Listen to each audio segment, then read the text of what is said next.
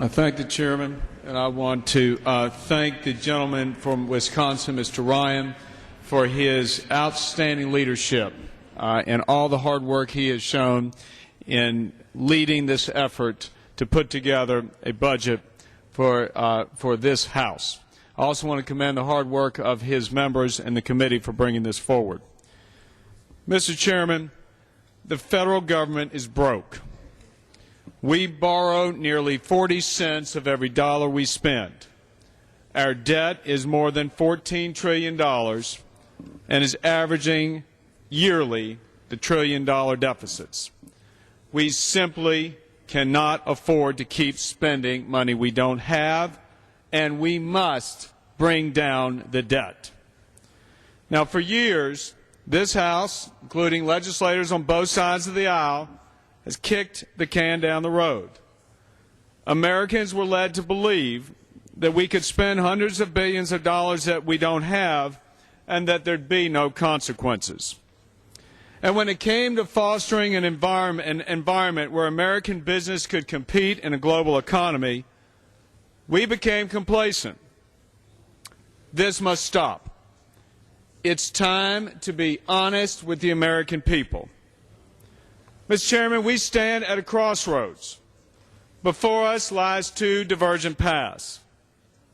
One defined by crushing debt, slow growth and diminished opportunity, and one defined by achievement, innovation, and American leadership. Mr. Chairman, the House is not in order.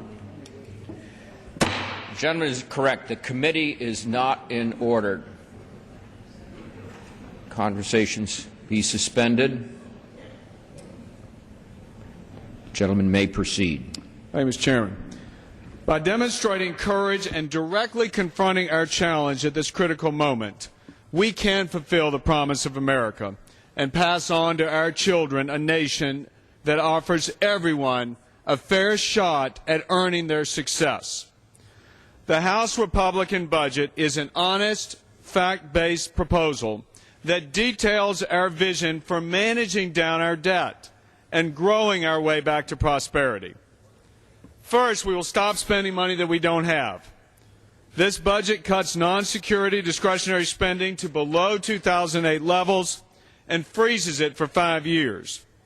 Overall, we reached $6.2 trillion in savings against the President's budget. Second, we'll lead where the President has failed by finally addressing our insolvent entitlement programs. We know that these programs are the biggest drivers of our debt, and the Congressional Budget Office acknowledges that if we don't take action, these important safety net programs will go broke. We cannot afford to ignore this oncoming fiscal train wreck any longer.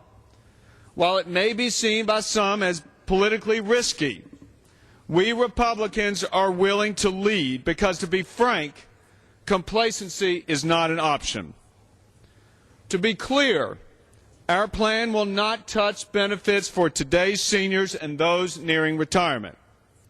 For those of us 54 and below, it calls for reforms that will restructure Medicare and Medicaid to ensure that these safety nets will still be there for those who need it, not for those who don't. Unlike the lofty outline the President gave in his speech this week, our budget is not a political document. We do not dream up imaginary savings and dodge specifics in an effort to lull people into the belief that they can actually get things for nothing.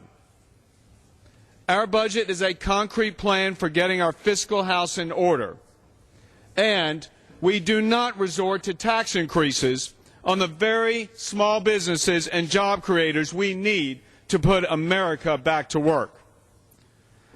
Bringing down the debt sends a message to American families. It sends a message to businessmen and women, to entrepreneurs and to investors. It gives them the confidence that they won't face a future plagued by inflation, higher taxes, and higher interest rates. We understand that cutting spending alone is not enough. That's why our budget calls for pro-growth policies to get our economy growing and get people back to work. Families and small business people are struggling, and today, tax day, millions of them will send their hard-earned money to Uncle Sam.